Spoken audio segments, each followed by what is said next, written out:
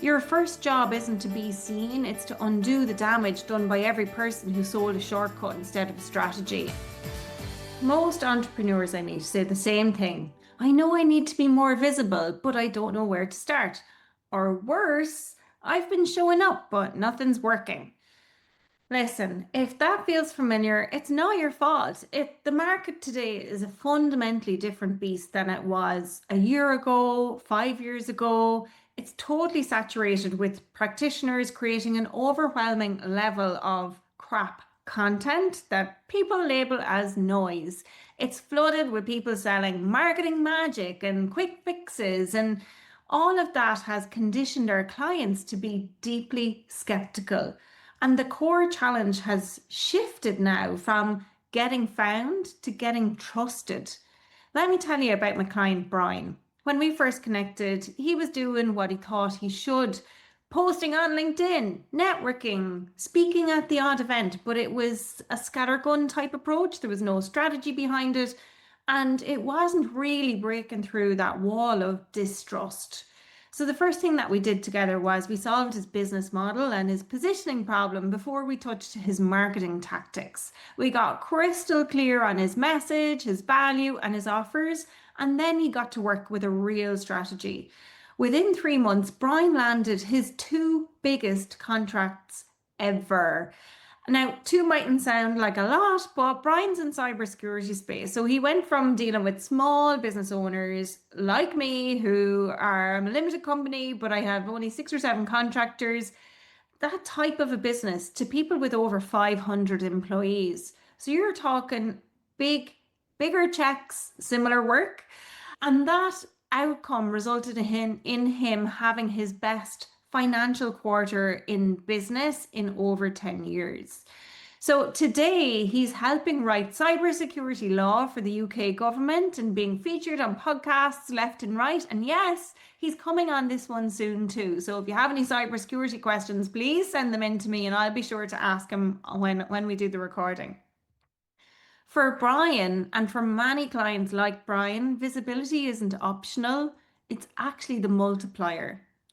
I'm Deirdre Martin, triple certified, award winning international best-selling author and strategist for service-based entrepreneurs ready to make their first million without burning out, bottlenecking, or sacrificing what matters most.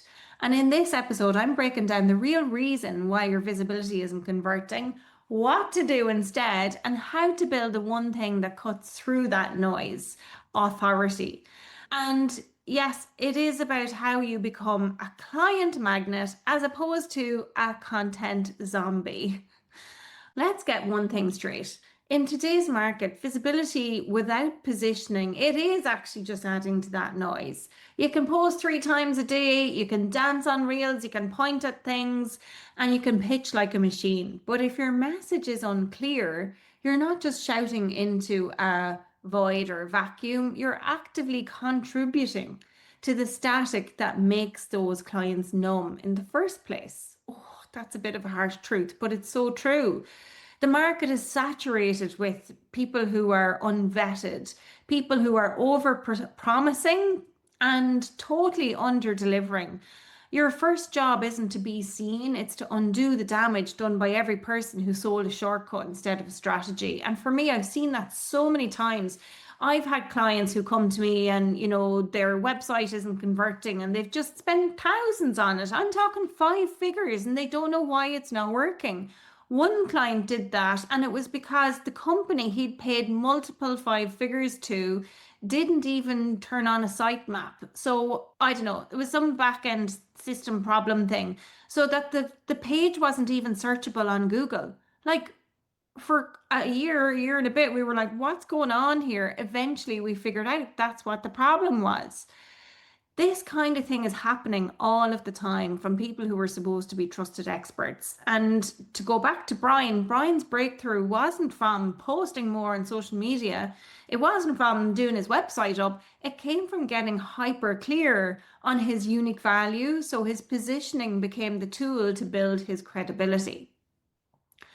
Once that was locked in, his visibility had a job to do, and it became a magnet as opposed to a megaphone. More visibility doesn't fix a foggy message. It actually just ends up amplifying the confusion and pushes you back into price-based competition instead of value-based differentiation. Now, here's the business case behind this. Research shows that consultants with established, clear personal brands can charge up to 31% more for the exact same services. Your positioning is money. So I want you to take action from listening to today's episode. I'm sorry, the homework is not just reserved for clients, it's for podcast listeners who want to get traction and start making their way towards that million in their business. So here's what your next move is. I want you to build your foundation. And by that, I mean define your brand and niche. And this is the most critical work. Who do you serve? What is your unique perspective on solving their problem? And choose a profitable niche where you can become a recognized expert, as opposed to a generalist who's inherently less believable than a specialist. And by niche, this is where a lot of people get confused when I say the word niche. My understanding of what a niche is has now evolved from when I recorded my first ever podcast episode. And here's what it looks like today. It's where you create a category. You end up owning a category. You can create a category of one. And by that, what I mean is you solve a unique problem in a unique way for a unique person. And that person doesn't have to be defined by gender, race, demographic, any of that stuff. It can be that they have a specific problem. And the example I love to give of this, just to share it with you, is liquid death. So anytime I do a live webinar or workshop and I'm talking about positioning or branding, I always talk about liquid death. What do you think liquid death is? I'm pausing for effect here. Liquid death is actually water in a beer can. And under the label liquid death, it says murder your thirst. Water from the Alps. It's got a picture of a skull on it and it looks like beer. It was designed intentionally for people who go to festivals but want to look like they're drinking alcohol. It wasn't just designed for a specific gender, race, person, demographic, any of that stuff. It's for people who go to festivals and want to appear as though they're drinking alcohol but are just drinking water. That's a category defining, uncopyable brand strategy. And every single business can create something like that. So if you haven't done that yet, that's kind of what I'm talking about here. And this is one of the things that helps you get visibility because it disrupts the normal patterns and trains of thought that people have. It interrupts their brains, which makes you memorable and helps with visibility. And look at me, I've never even drank liquid death. That sounds like poison, right?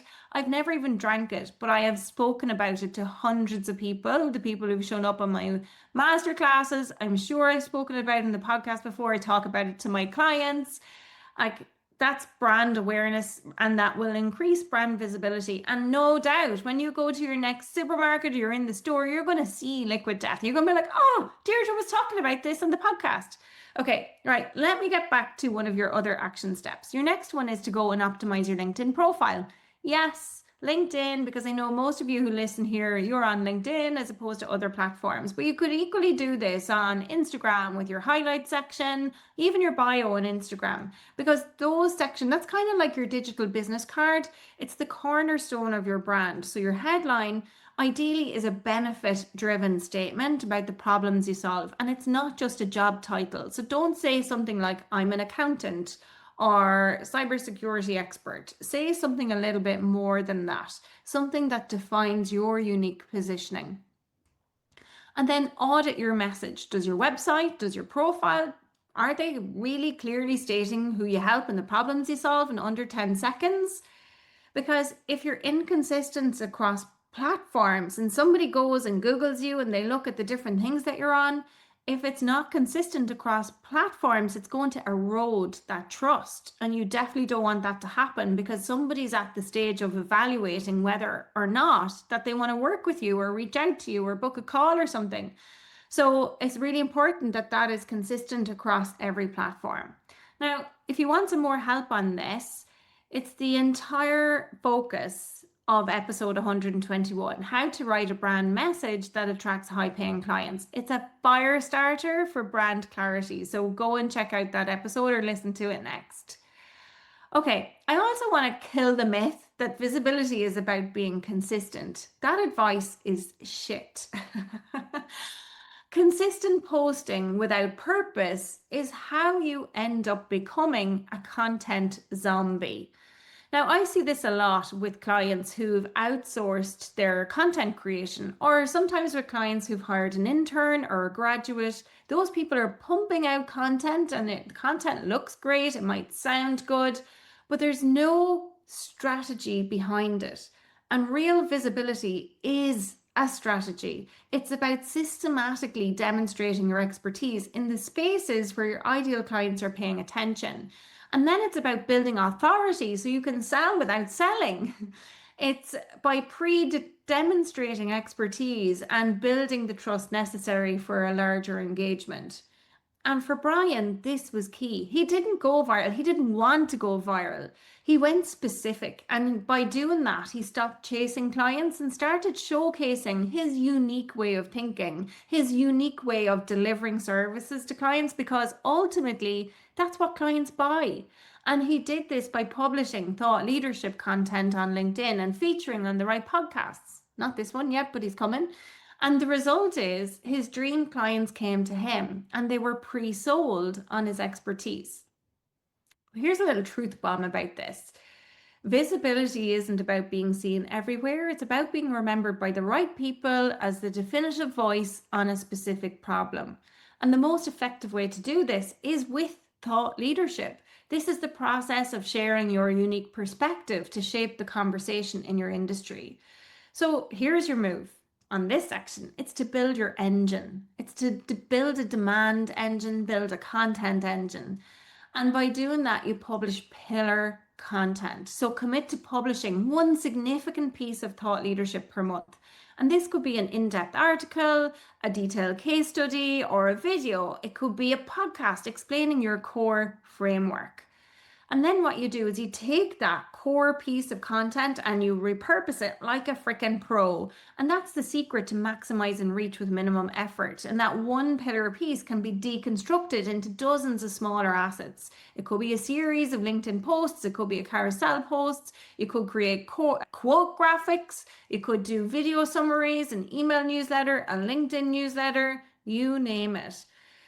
When you do that, what you're actually doing is you're embedding the message in your ideal client's memory. And it's mad like what can happen sometimes. You know, you could be posting about something for a month, or you could be emailing people about something for a month. But when you post it in a different place where they're actually showing up in the content they're actually consuming, that's the one bit of stuff that they're actually going to remember. So it might take you saying the same thing or deconstructing the thing in multiple ways for the message to finally land with someone. And that's absolutely normal. Not everybody's going to see your content the day you post it. So it's okay to post the same stuff and post about the same thing multiple times. And people often think, oh my gosh, I need to come up with new stuff to post. No, you don't. Marketing is a lesson in memorability, and being visible is about creating credibility, and that results in trust. You become credible by talking about the same thing on repeat. So another way to help with this is, instead of trying to be on every platform, focus your energy on the single platform where you know your ideal clients are most active. And for a lot of you listening here, I know that that's LinkedIn. That's my favorite place to hang out. Luckily, that's where my ideal clients hang out as well. But spend time providing value in conversations there. It's not just about showing up on posting content and broadcasting that. LinkedIn is a social media platform. And if you've heard me say this once, you've heard me say it a dozen times. Social media, people often forget the aspect of being social on social media. That means commenting on other people's content, not just your own. It means having conversations. It means networking and connecting with people. If you go to a networking event, you're not just going to walk in, you're not just going to like pay for your ticket, register and walk in the door and just stand there with your back to everyone. And that's what a lot of people are doing on social media platforms, broadcasting their content. I'm here and expecting everybody to show up. It just doesn't work like that. Make sense? Okay, let's go a layer deeper. This is like Inception. We're going a layer deeper. The reason most marketing feels inconsistent and desperate is possibly because it is, but possibly because it's a symptom of a deeper unresolved operational issue. So many service providers are trapped in a feast or famine income cycle. And in famine times, you do desperate sales. In feast times, you're too busy with clients to be out there creating marketing content. So breaking this cycle isn't a marketing problem, it's an identity problem. It requires a fundamental mindset shift from employee to business owner. And this was another shift that Brian made. He stopped thinking like a freelancer, trading time for money, and started thinking more like a CEO, building an asset. He owned his expertise. He priced his services with confidence, escaping the trap of undervaluing his work that leads so many to burnout.